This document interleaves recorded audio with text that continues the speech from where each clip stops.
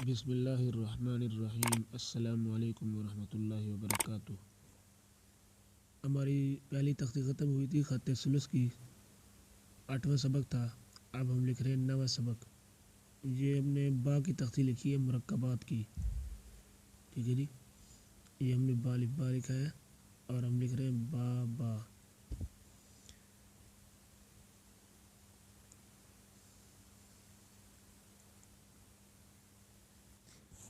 یہ با کو آخر میں مضبوطی سے اٹھانا ہے، نقطہ لگایا۔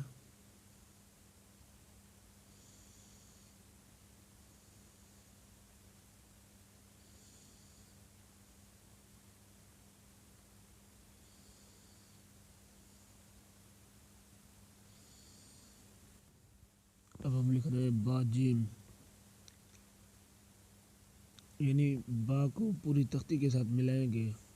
ہم یہ سیکھیں گے کہ با اگر الف کے ساتھ ملتا ہے تو کیسا، با اگر با کے ساتھ ملتا ہے تو کیسا، جیم کے ساتھ ملتا ہے تو کیسا ہے۔ یہ دیکھیں، یہ جیم مضبوطی سے بنایا ہم نے، نیچے نوک اٹھائیے۔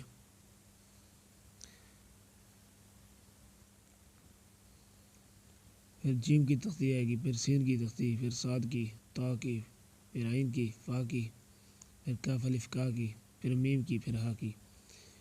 کل 11 تختیاں ہیں۔ یہ جب آپ سیکھ لیں گے تو آپ کو یہ خط آ جائے گا۔ یہ قلم کی روش کو دیکھیں آپ کہ کس طرح ہم نے پوری قلم سے ایسے اٹھایا جیم کو، پھر یہاں نیچے دیکھیں یہ لائن تک لے آئے۔ اس کو مزید سمجھاتے ہیں کہ اگر اس میں قط آئیں گے تو کتنے آئیں گے۔ با دال،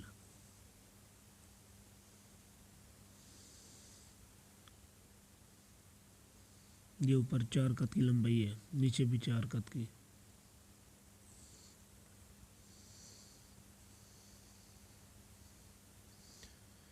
یہ دال آخر میں مضبوطی سے پوری قلم سے نوک سے اٹھائی، 12۔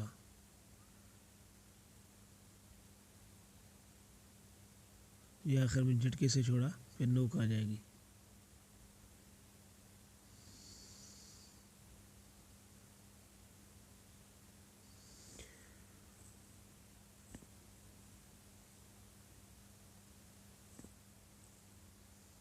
یہ 3 4 5 6، یہ دیکھیں یہاں پر 6 قط ہیں۔ باقی یہ جو حصہ ہے پوری قلم سے، یہاں پر ایک یہاں بھی ایک قط آئے گا، یہاں 4 آئیں گے۔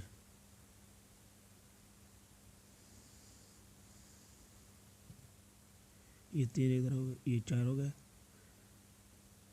یہ اوپر سے بھی 4 ہو جائیں گے۔ یہ دیکھ،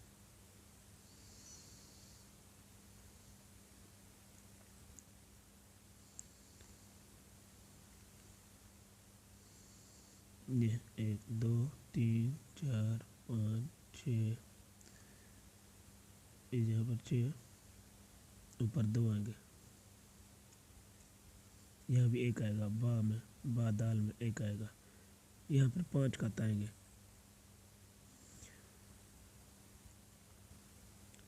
یہاں 4۔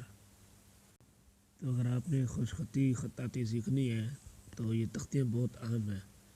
ہر خط کی تختیاں ہوتی ہیں، یہ خط ثلث کی 11 تختیاں ہیں۔ اصول سے بندہ سیکھے تو سیکھ سکتا ہے، ورنہ ایسے وقت بڑا گزر جاتا ہے لیکن حاصل کچھ نہیں ہوتا۔ تو یہ اس کا اپنا طریقہ ہے، اصول ہے۔ جب یہ ساری تختیاں نکل جائیں گی تو یہ خط آ جائے گا۔ جزاک اللہ خیرہ۔